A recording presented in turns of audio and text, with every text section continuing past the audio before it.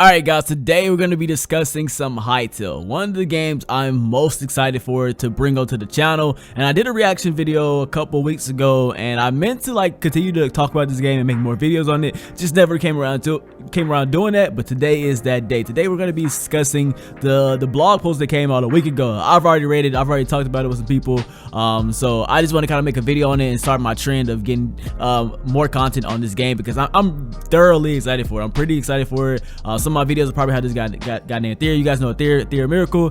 He's pretty excited for it as well. We just been bouncing so many ideas about this. We're both pretty excited for it. Not only just to play it, how good it looks like just to play, and how much hype it has behind it, but just also for Devin. It just seems like it's going to be something really huge, really big, and it's something I'm wanted to become a part of. So, like I said, today we're going to be talking about the World Gym. We're going to be discussing just the blog posts, some things I've noticed, I peeped, and things like that. There's a lot of other videos I wanted to talk about as well, but there's going to be for the videos like how big I think this is going to be, bottom play versus feeder play, potential, a lot of things I want to talk about. But just in this video, we're going to be talking about this article and how it refers to some other stuff in the game. So, World Gym. We can see how the world looks and how it's going to operate, and get a glimpse of how massive this game is going to be. So, quick note, let's read this real quick. First, however, a quick note: in order to focus on World Gym and to avoid spoilers, we disable creatures and enemies in most of the screenshots. So we're not going to see any enemies, creatures. So don't think when we look at some of these pictures and talk about it, it looks like empty and not going to have much in it. These things have been disabled in the screen. So right here, we start off with a picture of the world of Orbis. We get this nice little picture, and we get these different zone type areas. Now I don't know if the world is going to be box shaped like this. I personally don't think so. I think it's going to be more circular, global, like you can I don't know. I honestly don't know, but I don't think it's gonna be shaped like this, because sometimes in the picture the world is surrounded by water. And if we're gonna take a picture, we're gonna take a look at a screenshot in a second that shows us look like they're more like globes or like planets. As you can see, we get this foresty zone, we got this desert type zone, we got the ice zone, we have this lava magma zone. And that's pretty cool. And just look at this zone. I like how they not only do we have this top layer, it's gonna have probably a lot of things, a lot of content in it, a lot of things to explore, but then it dives down into their world, and there's so much going on in here. So you can see this one we got this lushy zone here, but then we go down here, we got some type of monster, we got some underground caves they set up shop down here. I really like how you not only have the top surface, but you have a lot of life underground as well. Same with this and this one. And I think this one's pretty interesting. Well, a little attention to detail right here is that we have this magma zone, this lava zone, and you see how much the world is inhabitable up here. I like how it just shows okay, this lava zone, we can't live on top of here.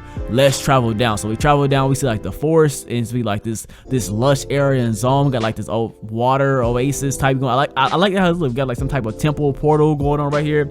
A lot of things can be taken from here. There's a lot of look like there's areas taken to new zones, stuff like that. I think that's pretty cool. It's just a little small things to some detail, and that's just only 4 of the zones. I'm pretty sure these zones have a lot to explore and see, monsters to fight, and then we got 2 zones we don't even know about.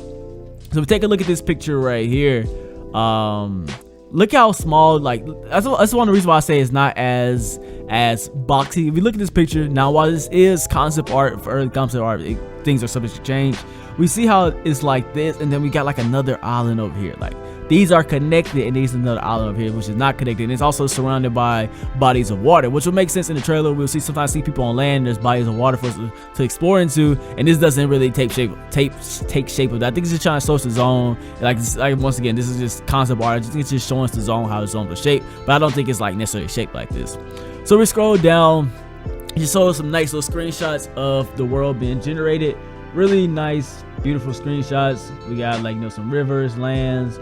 We got caves we can explore, and castles and whatever. All just a nice little screenshot, nothing major right here. And it says generate zones. It says here's an example of zone-based world gen action. You're looking at a top-down view of zone 1. Compromising several different biomes, forests, lakes, hills, ravines, and more. Our world gen system ties those together seamlessly, along with topographical features like ponds and rocky outcrops. You can also see a handful of generated points of interest. So I think this is the generated points of interest. So this is the interest.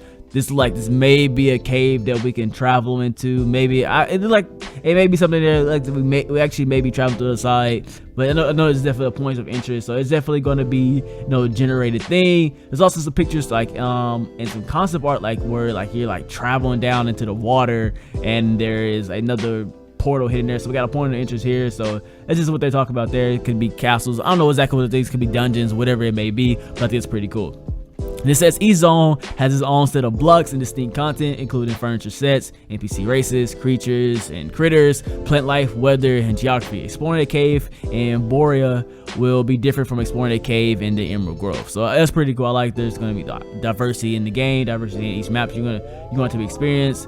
If you go into a house in one zone, it's going to look different from a house in another zone. It's just attention to the small details, and those things really matter. So in this next picture, we have the coastal areas and the deep ocean. Now this is what I was talking about. We could travel into the ocean and then you see more things. It says zones have different coastal features to include specific biomes for the shorelines. Above you can see a mountainous coast in zone 3, whereas below you can see the sands of zone 2. All right, so you can see this right here. We in this picture. And we got the coast. This is what I was talking about, the coast. The world can't be kept together because there's seas in between.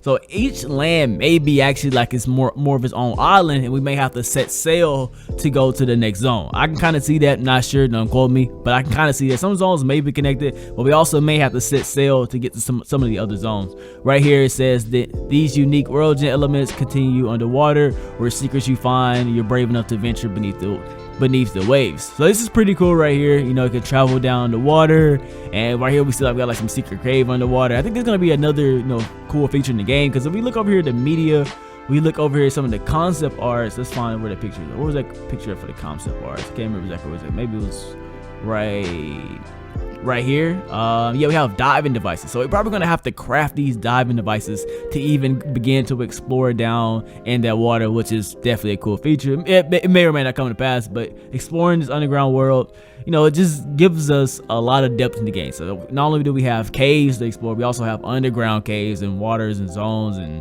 all types of stuff that we kind of seen a little peek in the story. I mean, in the first trailer. Right here it says generating caves and dungeons. World gen applies to underground areas too, including caves and dungeons. While these will play different in each zone, there are a few universal principles that govern each. So, for example, I feel like it's saying while the area may change, because it is procedurally generated, it will host some of the same features, complete a certain task, or you might run into waves of enemies, even though how you get to that thing or how the inside kind of shapes and twists and turns may a little bit be different. But I feel like the core gameplay, the core experience is going to be somewhat the same.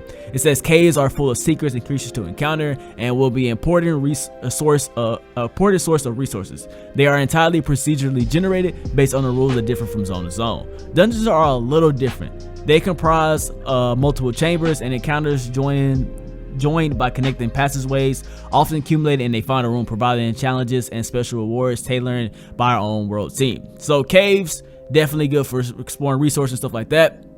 They're gonna be less linear, and you kind of just explore it down. You just in this cave, just searching around. But when we do a dungeon, we can see right here, this is a glimpse of a dungeon right here. There's going to be a way to get to the final room. So think of a more traditional MMORPG type dungeon experience, RPG type dungeon experience, where you start at the top, you have to work your way down to the final boss room. It's how it's going to be. So now obviously it may take different shapes and forms, but basically you're going to have all these different encounters that you have to deal with until you get to the final room. So see right here, we travel our way down. If you were to take this way, you'll be blocked out of the path, so you got to make sure you take the right paths and stuff like that. You work your way all the way down and run into these encounters, run into these enemies, run into these mini fights until you get to the final boss room, where you'll be taking down the final boss, doing that big boss fight, getting a good reward that you're seeking. So that's pretty cool. We also have prefabs, and now when we was discussing this, I don't want to go in detail because I'm still really not sure. We're gonna read it here in a second exactly what they mean, but it says dungeons are just one example of how prefabricated content is incorporated into Hytale's world generation. We've created thousands of prefabs, 3,780 3,785 so far. They run the range from environmental features like trees and rocks, faces, all the looks up to ruins, buildings, and special encounters. Now, I don't really know how depth it sounds like it's depth, but I don't know how depth it is. Like I get what they're saying, like all the different pieces can add up together and create a world, but I don't know. I want to see how much different it is every time you experience. Like I kind of get like, you know, when they said this, I kind of got like a Trove type feel. If you guys ever played Trove or something like that, like the world procedure generate, and like there's essentially the core is the same, but the dungeons may be shaped a little bit different. You may take a different turn. Some of the worlds built a little bit different. I feel like that's kind of how it was. That's how I think, but I could be wrong. But that's just kind of how where my mind was. So now, not only do we have procedurally generated dungeons and stuff like that, we also have these things called portal dungeons, and I think these are going to be like the main dungeons that you're gonna like the big dungeons, like the maybe the story driven type dungeons in the game. So it says portal dungeon. It says it's like this dungeon got a portal. It's like a name. It's like the Gaian portal. I'm pretty sure I'm saying that wrong, but you get the point. And it says above you can see a concept of a specific kind of prefab, the entrance to a portal dungeon, where you meet when you meet the criteria necessary to unlock one, you'll enter a hand design encounter. See a hand design encounter with its own rules and terrain. You'll be limited in what blocks you can break within these portal dungeons, challenge you to overcome obstacles using your own skills. So this one's going to be that probably more in-game experience that for hardcore players are going to want to experience. These are going to be the dungeons that they're designed to be completed a certain way. I feel like all the dungeons we can work around, you know, each way is going to be a little different. Your team's going to complete it how you want to complete it. But this one's going to have probably a specific design of a specific way to complete it. Now, everybody will have their own methods of doing it, but, you know, there's probably going to be tasks at hand that you have to complete. Like, you know, like MMOs with like exactly how you beat the dungeon. Probably has the bosses probably have phases. There's dungeons, you know, mechanics and stuff like that. These are the ones that's what I'm looking for. Mechanics. This one's gonna apply the mechanics to the game. As you can see, we got like these different portals, different ways you get it. Like these are still it says a special kind of prefab, so I don't know if that means it's gonna be like in the same, like it's gonna like spawn in different places, but I do know for a fact it's gonna be like the same dungeon. I may change spots of how to get there to the exact location, but once you reach that location, it's gonna look pretty much the same. I feel like that's how I get it. And then right here we got another look at the Temple of Gaia, just another glimpse of a early portal dungeon that we're going to experience in the game. And then we saw a little bit a picture of this right here. Like if you guys, I don't want to go too in depth right here, but it's a lot of stuff you could take from this right here. A lot of stuff that you could just peep and take from it. You can see right here we got the Temple of Gaia dungeon. You see like some person like sleeping and with a sword on top of them. A lot of speculations I was making on that, tying into some other pictures, tying into some trailers, a lot of stuff. Here we have the temple, the garden of elements, which is pretty cool, which may or may not be connected to this. I don't even know. You know, it's just so much. Just a corrupted golem that we actually saw in the trailer. We were helping the I can't remember the name of the animals that we were helping, and we had to fight the corrupted golem. That was already in the trailer, so we already seen, you know, a little glimpse of this as well. But overall, that's the main concepts of this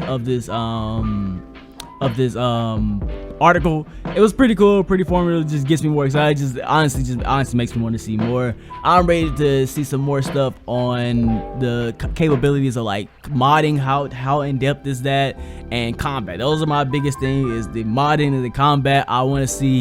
I can't wait to see more on that. So guys, I got a lot of theories I'm gonna be making videos on. You're gonna be seeing quite a few videos from me on this game, just this topic in general. A lot of stuff I want to discuss, and hopefully you guys enjoy it. It's gonna be a big part of the channel, so hopefully you guys enjoy it. So anyway, I'm gonna catch you guys later. Today has been your boy iBeMaine, and I'm signing out. Peace.